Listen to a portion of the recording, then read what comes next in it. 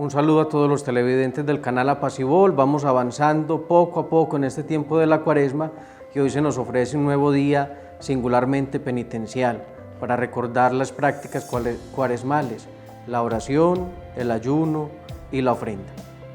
Hoy nos ilumina la palabra de Dios en el Evangelio según San Marcos, capítulo 12, versículos 28 al 34. En aquel tiempo un escriba se acercó a Jesús y le preguntó: ¿qué mandamiento es el primero de todos?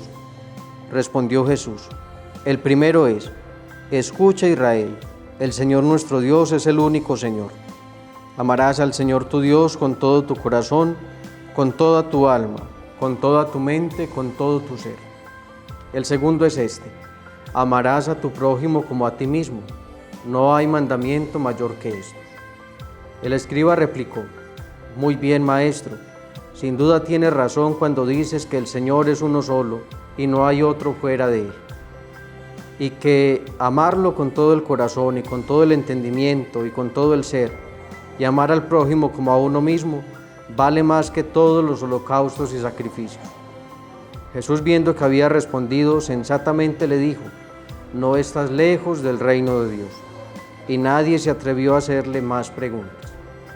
Palabra del Señor. Gloria a ti, Señor Jesús. En medio de los mandamientos, que para nosotros son 10, principalmente el Decálogo, nos recuerda hoy el Señor que hay dos que son fundamentales y que resumen la ley entera: el amor a Dios sobre todas las cosas, con todo el corazón, con toda el alma, con todo el ser, y al prójimo como a uno mismo. Y si miramos los demás mandamientos, unos están ordenados a las buenas relaciones entre nosotros y los otros están ordenados a la gloria de Dios. Por eso el amor a Dios y el amor al prójimo resumen la ley entera. Pero nos recuerda que el amor a Dios es con todo el corazón, con toda el alma, con toda la mente, con todo el ser. Es decir, poniendo todas las potencias de nuestro ser y toda la capacidad al servicio de Dios. Y al ponerlo al servicio de Dios, pues eso nos capacita y nos da más libertad para poder amar a los hermanos y para poder reconocer la presencia de Dios en el hermano. Este mandamiento era fundamental para el pueblo de Israel. Era lo primero que se transmitía al momento de pasar la ley de generación en generación y era una constante.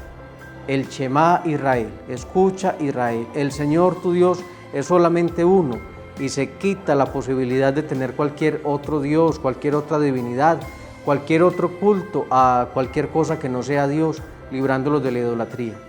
Hoy el Señor nos ayude a amarlo como lo pide, con el corazón, con el alma, con la mente, con el ser, con todas las fuerzas, y quitar de nuestra vida todas aquellas realidades que poco a poco se van endiosando y que van tomando el lugar que a Dios le corresponde. Que a Él sea la gloria por los siglos. Y después de María, nadie como San José.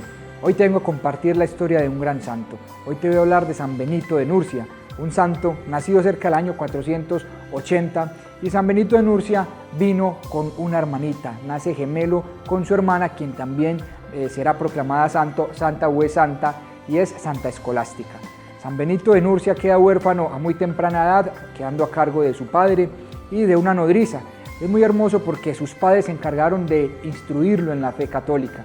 Es así que San Benito de Nurcia, a la edad de 7 años, en algún momento está en la capilla de su casa donde estaba, y Cirila, que era su nodriza, lo encuentra de rodillas contemplando un crucifijo.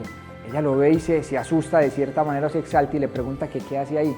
Y San Benito le dice una expresión muy hermosa y le dice: estoy escuchando la voz de Dios, porque en el silencio es donde puedo escuchar la voz de Dios.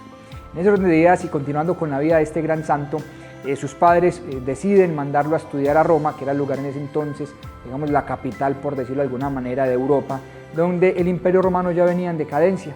San Benito de Nurcia, él va, se queda en Roma, pero inmediatamente llega, él observa y se da cuenta de muchas realidades que pasaban que él desconocía. Y estamos hablando del libertinaje, estamos hablando de los excesos y de muchas cosas que iban en contra de lo que él había recibido en su casa, de sus principios. Al darse cuenta de esto, él, digamos que rechaza esa idea de ponerse a estudiar en Roma porque se dio cuenta que su alma corría peligro. Es entonces donde él se retira con su nodriza lo acompañó gran parte de su vida, se retira a un monte a orar y a empezar una vida ascética, una vida mística, una vida de oración, de ayuno y de mortificación.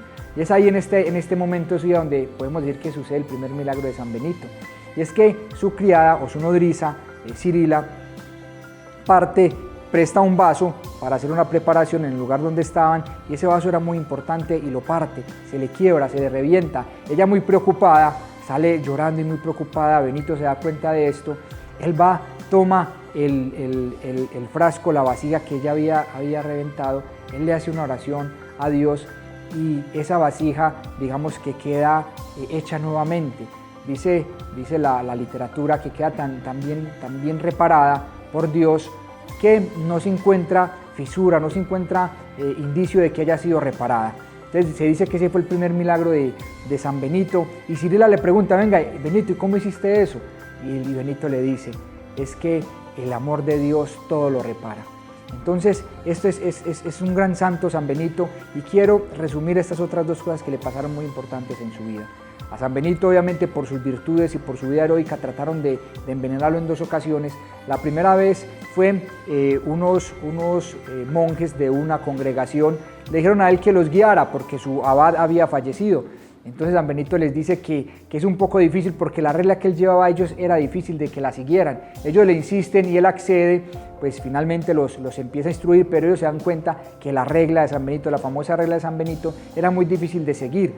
Entonces ellos deciden envenenarlo y le llevan un vino y ese vino obviamente iba envenenado. San Benito siempre tenía el hábito de bendecir todos los alimentos y todo lo que iba a consumir y cuando lo bendice inmediatamente la copa se revienta y el vino se riega. En otra oportunidad un sacerdote que digamos también le tenía como envidia porque era un gran referente de un gran santo, le manda un pan envenenado. Cuando le llevan este pan, a San Benito había un cuervo, en esa vida de ermitaño, un cuervo le llevaba pan todos los días para que él se alimentara. Entonces este pan que le lleva a este sacerdote estaba envenenado y cuando él lo va a consumir el cuervo empieza a moverse y empieza a hacer unos ruidos extraños, a lo que San Benito le dice que se llevara ese pan donde nadie lo pudiera encontrar. Ese pan por supuesto estaba envenenado y por eso en la medalla de San Benito podemos encontrarlo a él y tiene a un lado el cáliz que es la muestra de esa vez que lo iban a envenenar, pero también tiene el cuervo que lo alimentaba y que podemos decir que de cierta manera lo salvó de la muerte. Este es un pequeño abrebocas y una primera parte de lo que fue la vida de San Benito. Y después de María, nadie como San José.